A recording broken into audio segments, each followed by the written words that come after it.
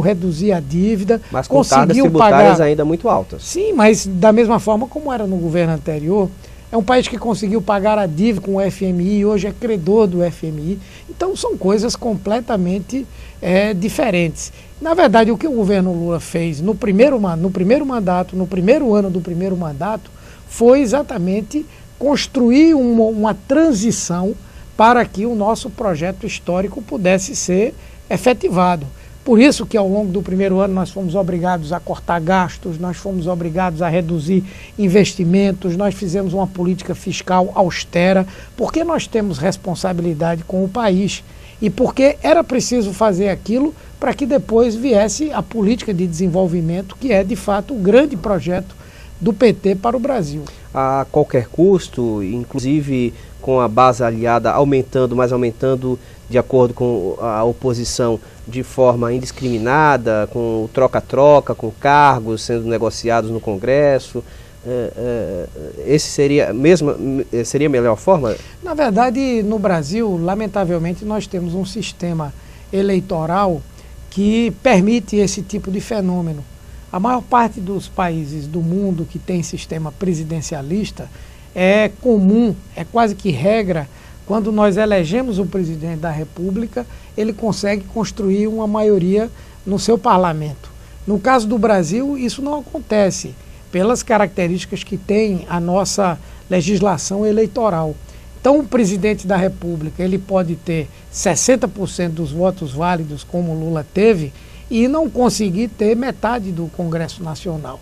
E aí, naturalmente, que para governar é preciso, tanto para garantir a governabilidade, a estabilidade do governo, mas principalmente para viabilizar no Congresso Nacional a construção de uma maioria, é necessário fazer acordos políticos.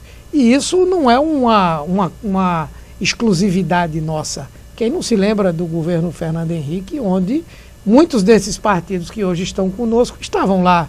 Então, o que nós temos que construir no Brasil é um aprimoramento da legislação eleitoral, é uma reforma política que cria as condições para que se vote partidariamente, vote em projetos. Até porque é ruim, você tem também uma maioria absoluta, a oposição fica sem fôlego, sem condições de reclamar, quer dizer, reclamar até reclama, mas não consegue ganhar nada. E naturalmente também todos os governos, os nossos, os anteriores, ficam também submetidos a um tipo de necessidade permanente de preservar essa maioria, né?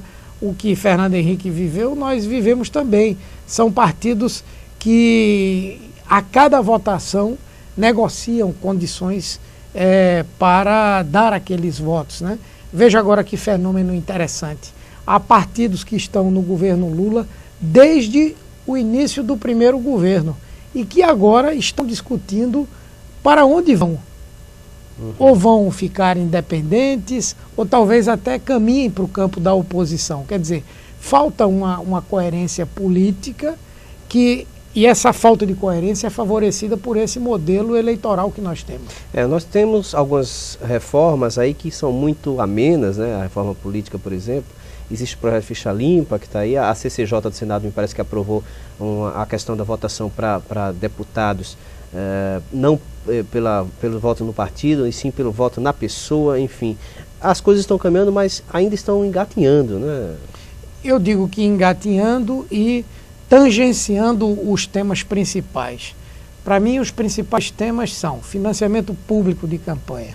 Não adianta falar em combate à corrupção, não adianta em falar em projeto Ficha Limpa, se nós não resolvermos um problema de base, que é a falta de financiamento público para as campanhas eleitorais no Brasil, que faz com que muita gente estabeleça pactos com o empresariado que são, sem dúvida, verdadeiros lobbies, defesa de determinadas ações e atitudes que a própria legislação condena. Além do mais, isso custa caro para o país. Sai mais barato o financiamento público das campanhas do que esse modelo de doações privadas para as campanhas eleitorais, que algumas vezes ou muitas vezes representam um contracompromisso em obras públicas, enfim. O outro aspecto da legislação, me parece que é a fidelidade partidária. Isso nós avançamos um pouco.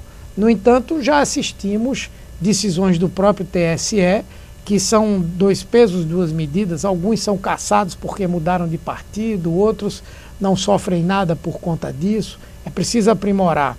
Um outro tema relevante é o fim das coligações proporcionais. Né? A gente pode conversar um pouquinho mais no próximo bloco, na entrevista com o vice-presidente nacional do Partido dos Trabalhadores, Humberto Costa, pré-candidato ao Senado pelo estado de Pernambuco.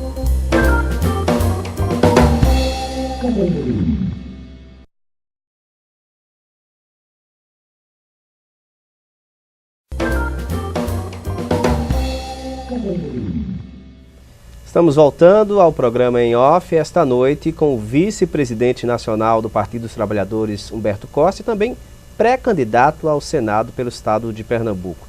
Bom, no bloco anterior, nós não finalizamos aquela colocação. Quando, então, o senhor acredita que essas reformas estarão sendo percebidas concretamente no nosso país? Porque isso já vem sendo discutido há um bom tempo. Desde o início do governo Lula se discute isso e até hoje não foi concretizado. Discute-se até mesmo antes do próprio governo Lula, né? Embora eu acho que o nosso governo ficou a dever isso ao país, ao sistema democrático brasileiro. Mas quem quer que venha a ser eleito ou eleita presidente da República, não tem como fugir desse debate.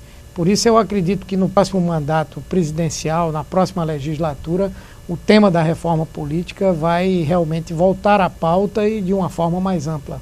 Uhum. Bom, vamos conversar agora a respeito da questão local. Vamos para a política regional, a política estadual. Nós sabemos que o governo Eduardo Campos vem bem em vários aspectos, mas o senhor apontaria algum aspecto que fosse negativo ou que ainda faltasse alguma coisa para ser bom? Não, eu vejo o governo com muitas ações importantes em todas as áreas, né? Se nós analisarmos a área de habitação, de transportes, saúde, educação, a parte de infraestrutura, o desenvolvimento regional, me parece que o governador Eduardo Campos conseguiu tocar em todos os pontos importantes para o futuro de Pernambuco. Eu não consigo identificar assim um ponto mais crítico. Naturalmente que há áreas que, por mais que se faça, mais há por se fazer. Nós avançamos muito, por exemplo, em termos de segurança pública, avançamos também na área da saúde, mas essas são 2 áreas sobre as quais nós temos que manter um olhar permanente, um monitoramento que não para que possamos conseguir melhorias mais significativas. Né? Visto que, por exemplo, a gente tem tido notícias nos últimos dias de problema de drogas nas escolas, o crack que está tomando conta do país, enfim, é preciso ter um controle maior. Briga entre alunos, dentro da escola pública, enfim, nas quais os diretores nem interferem porque tem medo. Professores e diretores hoje estão reféns. Esse é um problema gravíssimo, né? E é um problema que atinge todos os governos, todas as populações, e nós precisamos lidar com esse tema sem a preocupação de torná-lo fonte de um debate político, ideológico, ou menos ainda partidário. A questão do crack, por exemplo, é uma epidemia que se alastra sobre a sociedade brasileira. Não é uma droga semelhante a outras drogas que nós já considerávamos pesadas, é uma droga que provoca uma dependência de imediato, que está profundamente associada com a violência, especialmente com o homicídio de jovens, de adolescentes, e que precisa ser olhado de uma forma que nos coloque uma política de Estado e não uma política de governo, que seja capaz de envolver toda a sociedade, todos os segmentos políticos, todos os governos, né? Então, é um problema que não é um problema restrito ao estado de Pernambuco. Existe um outro problema na área da educação, que é a questão do piso salarial. Esse é um problema antigo e que hoje o governo coloca que paga o piso nacional e os professores discordam disso.